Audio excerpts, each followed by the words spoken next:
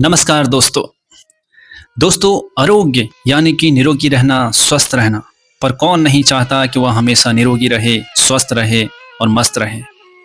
पर आपने बहुत से लड़के देखे होंगे जिनकी उम्र 14 से 18 या मैक्सिमम 25 साल तक की होती है, जिनकी अभी तक शादी भी नहीं हुई है, पर उनका शरीर मानो एक बूढ़े इंसान की तरह, एक रोगी इंसान की तरह हो जाता है। वह हर रोज एक बीमार आदमी की तरह जीवन जी रहे हैं। शरीर में हमेशा आलस, कमजोरी, मन में चिड़चिड़ापन, दिमाग कमजोर और रोग प्रतिरोधक क्षमता तो इतनी कम हो जाती है कि छोटी छोटी बीमारियां जैसे बार बार बुखार, बार बार जुकाम, थोड़े से में पेट खराब हो जाना, विभिन्न प्रकार की छोटी छोटी समस्याएं जल्दी से उनको शरीर को पकड़ लेती हैं। उन्हें देखकर ऐसा लगता है जैसे शरीर बीमारियों का घर बन चुका है। पर इतनी युवावस्था में ऐसा होता क्यों है?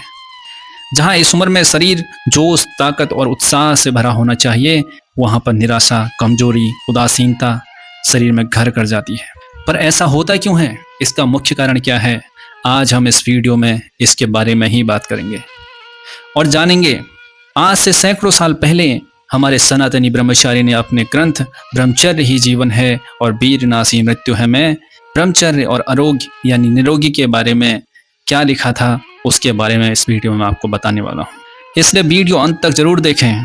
अगर आप चाहते हैं निरोगी रहना, आप चाहते हैं स्वस्थ रहना, तो इस वीडियो को अंत तक जरूर देखें और इसमें जो बताया गया है उसको अपने जीवन में अगर आप उसका पालन करते हैं तो निश्चित ही आप आरोग्य का जीवन जिएंगे। तो दोस्तों शुरू करते हैं। एकमात्र ही आरोग्य चारों पुरुषार्थों का सर्वोत्तम मूल है और रोग उन चारों को नष्ट भी कर डालते हैं। यही नहीं किंतु जीवन को भी अकाल में ही चिंता और चिता पर चढ़ा देते हैं।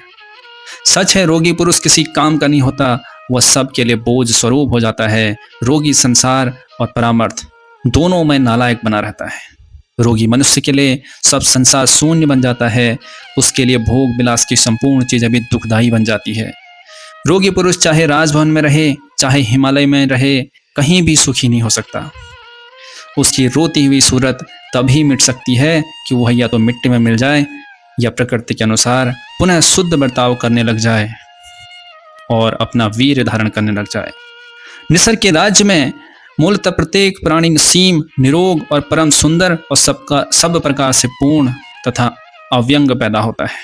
परंतु स्वयं लोग ही अपनी दुष्कृतियों द्वारा अपने दिव्य स्वरूप को, बढ़िया आरोग्य को और सुडौल शरीर को बिगाड़ डालते हैं। जो जस करी सो तस फल चाखा, यह अमिट सिद्धांत है। संपूर्ण विश्व में ऐसी कोई भी शक्ति नहीं है जो हमें हमारे इच्छा के विरुद्ध रोगी या निरोगी बना सकती हो। गिद्ध, चील, कौवे उसी स्थान पर जाते हैं जहां कोई सड़ा जानवर पड़ा रहता है। उसी तरह रोग, शोक और दुख उसी के शरीर में प्रवेश करते हैं जहां उसे खाद्य मिलता है। और जो वीर नाश करा हुआ व्यक्ति होता है उसके पास यह रोग दौड़े चले आते हैं। और जो वीर नष्ट करने वाला पुरुष होता है उसके यहाँ रोग बहुत तेजी से दौड़े चले आते हैं और वह हमेशा रोग उसे घिरा हुआ रहता है। परंतु आरोग्य, सुख, शांति और समृद्धि, आनंद, इसका हाल ऐसा नहीं है। वे बड़े ही मानी हैं। दुराचारी, व्यभिचारी पुरुषों से वे कोसों दूर रहते हैं। केवल सदाचारी, ब्रह्मचारी पुरुषों के यहाँ ही वास करते हैं। यानी कि जो ब्रह्मचारी होता है, जो वीर नाश नहीं करता है, वो हमेशा सुखी और शरीर से हमेशा मजबूत बना रहता है। ब्रह्मचारी पुरुषों को कोई भी रोग नहीं सता सकता। सब कोई दुर्बलों को ही मारते हैं। बलवान को कोई सता नहीं सकता। बस यही प्रकृति का कायदा है। इसलिए हमको अब सब तरह से बलवान ही बनना होगा, क्योंकि बलवान ही राजा है, चाहे भले वह निर्धन ही क्यों न हो। रोगी पुरुष को राजा होने पर भी भिखारी और पूर्ण अभागा समझना चाहिए। तंदुरुस्ती हजार नियामत हैं। भोगी पुरुष सदा रोगी ही बना रहता है। वह कभी भी योगी यानी सुखी नहीं हो सकता। वह सदा नियोगी अर्थात दुखी ही बना रहता है। व्यभिचारी पुरुष कदापि निरोग और बलवान नहीं हो सकता। एकमात्र वीरवान ही बलवान और आरोग्यवान हो सकता है, भक्त और भाग्यवान हो सकता है। इसलिए वीर नाश मत करिए, वीर को धारण करिए, ब्रह्मचर्य का पालन करिए। वीर नष्ट करने वाला पुरुष सदा रोगी, दुखी और पापी और अभागा ही बना रहता है। उसका उद्धार फिर से वीर धारण किए बिना 7 जन्म में भी होना असंभव है। ये बहुत बड़ी बात है दोस्तों। जो वीर नाश करते रहते हैं उनका उद्धार इस जन्म में तो नहीं होता, इस जन्म में तो वह एक रोगी का जीवन जीते हैं, लेकिन अगले जन्म 7 जन्म भी उसका उद्धार होना संभव नहीं है, क्योंकि वो केवल शरीर से नहीं मन से भी व्यभिचारी हो जाता है। और ये आपने देखा होगा, जो वीरनासी पुरुष होता है उसके मन में भी हमेशा कामोत्तेजना, कामुक विचार चलते रहते हैं। उसके व्यवहार में चिड़चिड़ापन आ जाता है, उसके व्यवहार में नेगेटिविटी आ जाती है, वो भगवान में मन नहीं लगा पाता है। इसलिए दोस्तों, वीरनाश बिल्कुल मत करिए। वीर धारण करना सीखिए, ब्रह्मचर्य का पालन करना सीखिए। संसार में 3 बल हैं, एक शरीर बल, दूसरा ज्ञान बल और तीसरा मनोबल। इन तीनों बलों में मनोबल अर्थात आत्मबल सबसे श्रेष्ठ बल है। बगैर आत्मबल के और सब बल व्यर्थ है। जो व्यक्ति मन से मजबूत नहीं होता, वह तन से भी मजबूत नहीं बन पाता है। बाहुबल, सैन्य बल, द्रव्य बल, नीति बल, मति बल, धृति बल, निश्चय बल, चरित्र बल, धर्म बल वगैरह कितने बल संसार में मौजूद हैं, सब इन्हीं 3 बलों के अंतर्गत आते हैं। इनमें पहली सीढ़ी शरीर बल की है। बगैर निरोगी शरीर के ज्ञान बल और आत्मबल प्राप्त नहीं हो सकते। शरीर बल ही हमारे संपूर्ण बलों का एकमात्र मूलाधार है।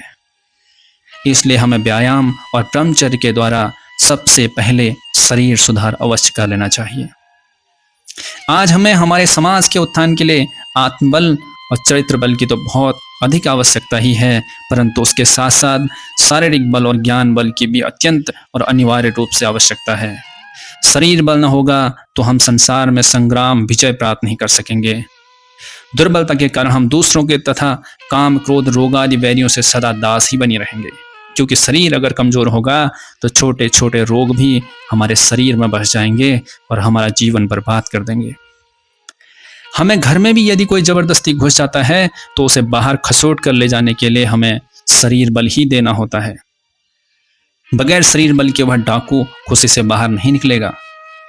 इसलिए शरीर बल प्राप्त करना सबसे प्रथम ध्येय होना चाहिए, यानी कि शरीर से स्वस्थ रहना सबसे प्रथम ध्येय होना चाहिए, प्रथम लक्ष्य होना चाहिए, क्योंकि शरीर बल ही सभी ध्येयों का मुख्य आधार है।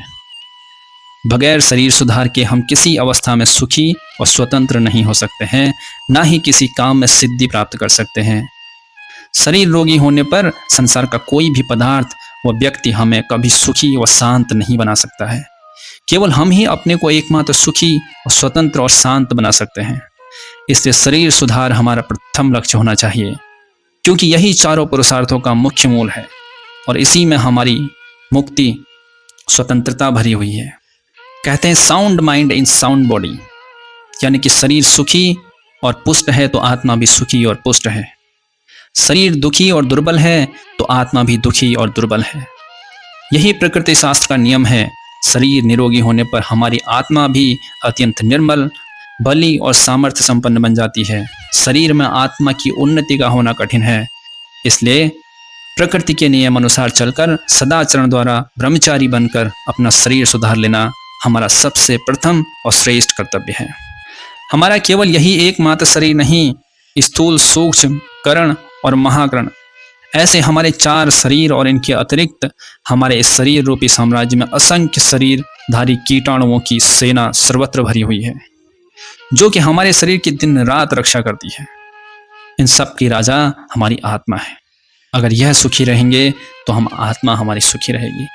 विजय उसी राजा की होती है, विजय उसी राजा की होती है जिसकी सेना बलवान और प्रचंड होती है। ठीक यही हालत हमारे शरीर रूपी सेना की और आत्म रूपी राजा की समझिए। आत्मा राजा है, शरीर, संपूर्ण शरीर हमारी सेना है। तो अगर हमारा शरीर रूपी सेना मजबूत है तो हमारा राजा भी मजबूत रहेगा, यानी कि शरीर मजबूत है तो हमारी आत्मा भी मजबूत रहेगी। अगर हम आत्मीय रूप से स्वस्थ हैं तो मानसिक रूप से भी स्वस्थ रहेंगे, और मानसिक रूप से भी स्वस्थ रहेंगे तो हमेशा हम खुश रहेंगे, आनंदमय रहेंगे, और जो हम अपने जीवन में करना चाहते हैं वो करेंगे और अपना एक जीवन सुखमय तरीके से बिताएंगे। इसलिए मेरे दोस्तों, अगर आप किसी भी गलती के कारण गलत संगत में आकर अपना ब्रह्मचर्य नाश कर रहे हो, अपना वीर नाश कर रहे हो, तो अभी भी समय है। ब्रह्मचर्य के नियमों का पालन करो और वीर धारण करना सीखो, क्योंकि जितना आप वीरवान बनोगे उतना ही मजबूत बनते जाओगे।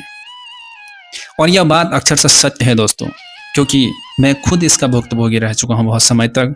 अभी तो बिल्कुल ठीक है, और इस किताब से मुझे बहुत लाभ मिला अपने मन को सुधारने में, आदतों को सुधारने में। इसीलिए मैं आपके सामने ये किताब का एक एक भाग आपके सामने रख रहा हूँ ताकि आप लोग भी इससे निकल सको। दोस्तों, इसके अलावा अगर आप नाइटफॉल, स्वप्न दोष, धात, चिपचिपा पानी, इस तरह की समस्या से घिरे हुए हो जिसके कारण आप अपना वीरनाश नहीं रोक पा रहे हो और आपका शरीर दिन ब दिन कमज़ोर होता जा रहा है, अंदर से खोखला होता जा रहा है, तो आप दिए गए नंबर पर कॉल करके उसके समाधान के बारे में भी जान सकते हो। दोस्तों, वीडियो देखने के लिए आपका धन्यवाद। अगर आपको कुछ भी इससे सीखने को मिला तो आप वीडियो को लाइक और चैनल को सब्सक्राइब करिए और कमेंट में लिखिए, ब्रह्मचर्य ही जीवन है पर वीरनाश ही मृत्यु है। जय बजरंगबली।